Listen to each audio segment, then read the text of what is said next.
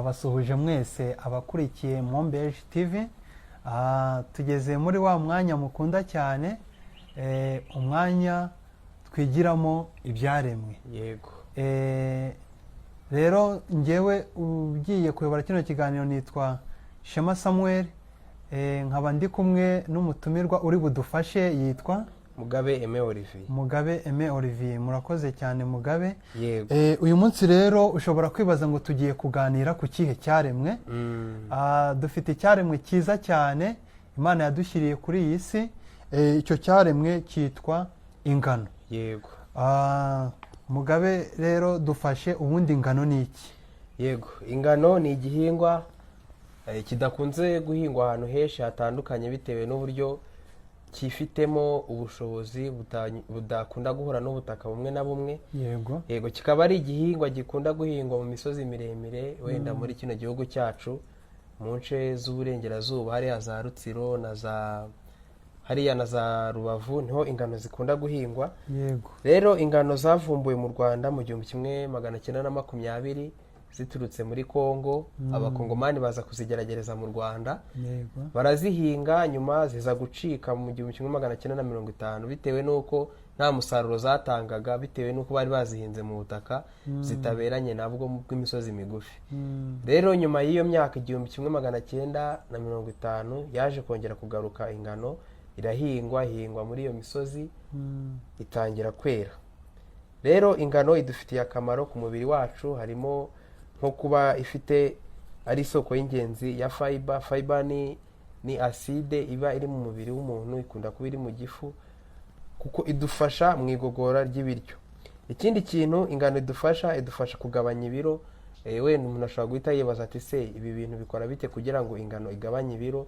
Iyo umuntu yari ingano y'umwimerere, atari ingano zino umuntu abanza kunyuza mu ruganda zigakorwamo ibindi bintu, imufasha kuringaniza ibiro bye. Ubwo ni ukuvuga ngo ndamutse mfite ibiro byinshi cyangwa mbyibushye nkashaka kugabanya ibiro, nakoresha ingano. Yego, ariko ingano z'umwimerere zitagize ikindi kintu zivanzemo. Yego. Ikindi kintu cya gatatu rero ingano zidufasha kuturinda cyangwa se kurinda indwara, zikanashyira ku murongo imikorere y'umubiri. Ni ukuvuga ngo bitewe n'uko ingano ziri mu bitera imbaraga, iyo umuntu akunda gukoresha ingano cyane akunda kugira imbaraga, bigatuma umubiri we wirinda indwara, ukayirinda kwatakwa n'udukoko tumwe dutera indwara n'utuntu tw'utuvirusi twa hato na hato. Yego. Yego, ingano rero ni nziza ku mubiri wacu, kuko ingano abahanga banavuga ko zifite ubushobozi bwo kuba zarinda ubwonko kwibagirwa. Yego. Umuntu ukunda kwibagirwa cyane ashobora gukoresha ingano akaba yakongera kugarura karite ye y'ubwonko, akajya akomeza kwibuka. Ikindi kintu rero ingano twazigeraho, buriya ingano ntago zikunze kuboneka ahantu henshi, ariko ahantu ziboneka zirahera zikagira umusaruro mwiza. Ikindi kintu ingano zirimo amoko menshi agiye atandukanye, ariko n'ubundi ayo moko yose afite akamaro kamwe. Ikindi ingano uko zitegurwa, zishobora gutegurwa mu buryo bwinshi butandukanye, ariko hari uburyo bw'ingenzi ingano zitegurwamo. Ingano zishobora gutegurwa bakazisya nk'ifu zitanyuze mu ruganda, bakaba bazitekamo igikoma, bakaba batekamo umutsima cyangwa se ubugari, maze abantu bakabikoresha.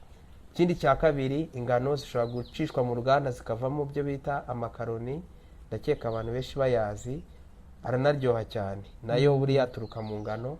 Ikindi ingano niyo ivamo iriya farini tubona abantu benshi bakunda gukoresha mu buzima bugiye butandukanye, bakoresha mo amandazi, imigati, amabiswi n'ibindi bintu byinshi bitandukanye biva mu ngano.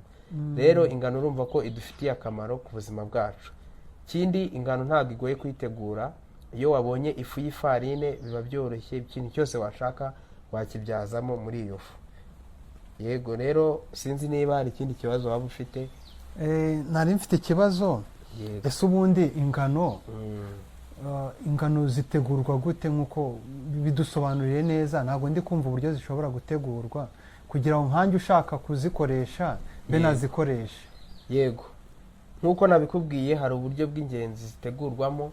Hari ukufata ingano zivuye mu murima, wenda sinzi niba hari igihe abantu badukurikiye batazi ko ahantu zihingwa, ariko zihingwa mu murima bisanzwe nkuko bahinga amasaka wenda reka ariko mbivuga, Yego. bakagira igihe cyo kuzisarura, bakagira igihe cyo kuzitunganya, noneho bakaba bazijyana ku mashini ikazisya ikavamo ifu, Yego. nta kindi kintu, nta handi hantu zinyujije. Yego. Icyo gihe zishobora kuvamo igikoma, abantu benshi bazi kugiteka bakoresheje amazi, zishobora kuvamo ubugari, abantu benshi bazi kubwarika.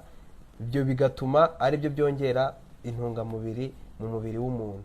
Ahandi ingano zishobora gukoreshwa zinyuze mu nganda nk'uko twabibonye, zikavamo amakaroni. Amakaroni rero abantu benshi bazi kuyakoresha, turi mu gihe cy'iterambere, abantu bose nta hantu usanga badakoresha amakaroni, bayateka uburyo bwo kuyabiza, bayateka uburyo bwo kuyakaranga, nyine ni uburyo bwinshi bagenda bayateguramo. Ikindi, ingano zivamo iriya farine twabonye idufasha mu gukora amandazi cyangwa se mu gukora imigati. Ni ukuvuga ngo byo bifite nka step zigenda zikorwamo, ariko ndakeka umuntu waba ushaka kuzabikora nabyo twazabikoraho ikiganiro, tugakora uburyo umuntu agenda akora amandazi cyangwa se imigati binyuze mu ifu y'ingano. Urakoze cyane rero. Bakunzi ba Mobeje TV, murabona yuko ingano ari ikiremwa Imana yadushyiriyeho cyiza cyane. Yego. Dushobora kuzibona ahantu hatandukanye hano hanze aha.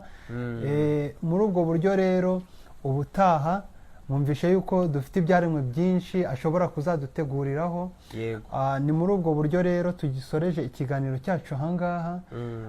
Gusa ukoresha ingano kuko ni ingirakamaro ku buzima bwawe. Yego. Twandikire muri komenti, Yego. mutubwire ikindi cyaremwe mwifuza ko ubutaha tuzaganiraho. Yego. Ikindi batwandikira bakatubwira wenda niba hari inyunganizi bashaka kuduha ku byigisho tuba twagiye dutambutsaho. Yego. Bakatubwira niba hari ikindi kintu nyine nk'uko wari ubivuze bifuza kumenya kugira ngo tuzabone uko tukiganiraho. Yego. Gahunda yacu rero tuzasubukura ubutaha.